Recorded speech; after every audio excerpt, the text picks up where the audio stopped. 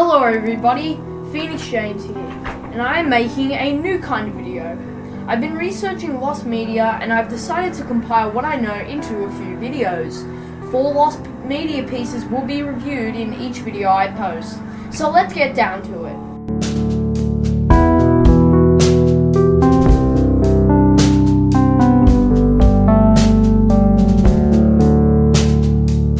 Austar Games World, 2007 to 2009. Austar Games World was a service on Austar, which is now Foxtel, that was hosted on channel 555. There are 7 categories that are known: kids and family, brain teaser trivia, main, arcade, mind games, casino, and playing TV. The service ended on the 30th of June 2009 in favour of more channels on the network, which meant it only lasted for a better part of a year. I actually have a little story to tell about Austar Games World.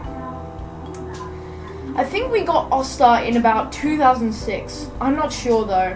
My memory is a little hazy when it comes to Austar Games World, but I remember enough to tell you about it.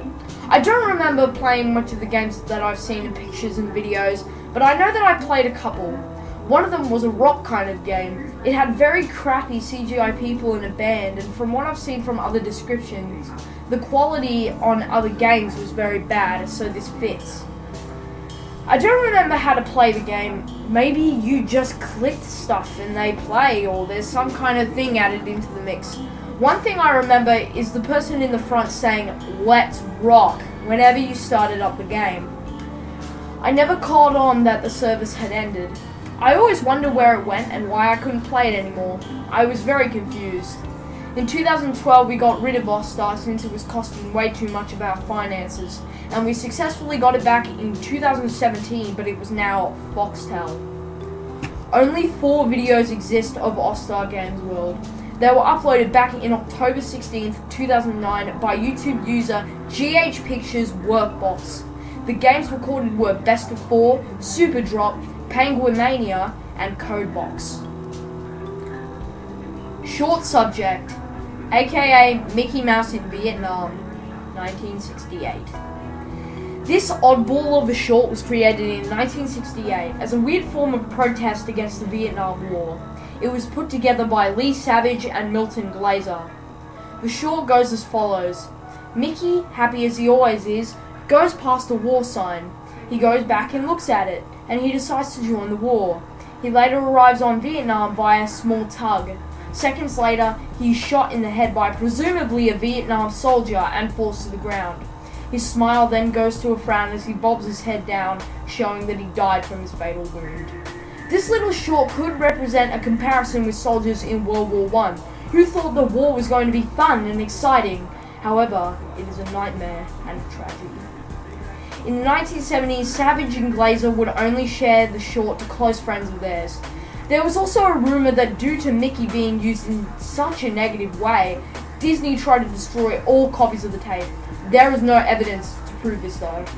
The animation would later be lost until it was shared by the Sarajevo Film Festival in 2010, and the short would be released on YouTube in 2005 by a YouTube user, Abad Higgins.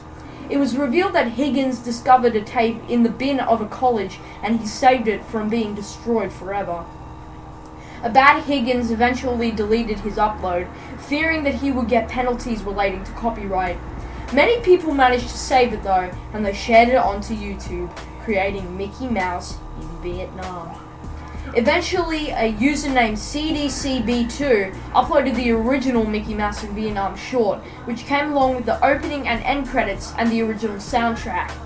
It was revealed that the short was never titled Mickey Mouse in Vietnam. It was titled Short Subject. Finally, on August 12 in the same year, Lost Media Wiki user W shared a mega download link for a custom restored version of the soundtrack, which sounds like this.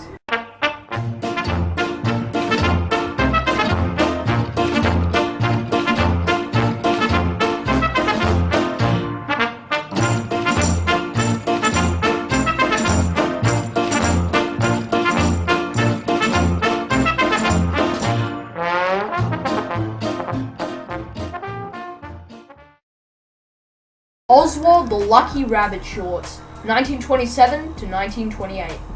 In 1927 to 1928, Walt Disney produced Oswald the Lucky Rabbit shorts, which were met with success. The innovative style Walt was going for far outweighed any other shorts that were being made at the time. However, the budget that Walt was given was split to 3 quarters, and most of the team had moved on to other projects and creations. As a result of this, Walt left Winkler Pictures with his talented staff who worked on Oswald and begun working on Mickey Mouse. This led to Winkler keeping the rights to Oswald and proceeding to make more Oswald shorts. These were discontinued in 1943 due to decrease in popularity. In 2005, 80 years after Walt began making Oswald shorts, the rights to Oswald had expired and Disney effectively swooped in and took Oswald back to its rightful home. Along with this, they also had rights to the original short films. In 2006, Disney released a DVD containing 13 original Oswald shorts, and later on, Africa Before Dark would be released on the Blu-ray version of Bambi, and Poor Papa, the original Oswald Kickstart short, would be released on the Blu-ray version of Pinocchio.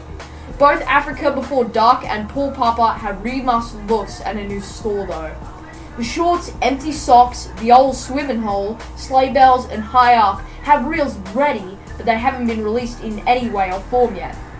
Hot Dog, Ride Plowboy, Say Brush Sadie, Neck and Neck, Harem Scarum, Rickety Gin, and The Banker's Daughter are all lost as of now.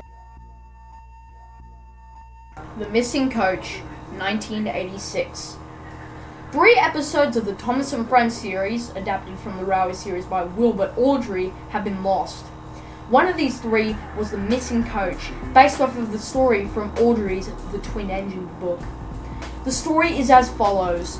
Donald and Douglas had arrived from the other railway and begin working on the island of Sodor. While working, Douglas misplaces Thomas's special coach, and Douglas decides to swap tenders with Donald to avoid getting into trouble, but the Fat Controller eventually catches on and scolds him severely. While in the middle of filming the episode, Britt Allcroft had decided that Donald and Douglas swapping tenders would be too hard for little kids to comprehend, and so the episode was scrapped and was replaced by Thomas, Percy, and Nicole.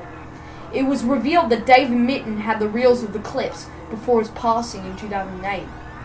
Only one clip of the episode was revealed to the public. It was used in the intro for Breakvan as stock footage. A couple of screenshots also exist of the episode, letting viewers know what the episode may have looked like.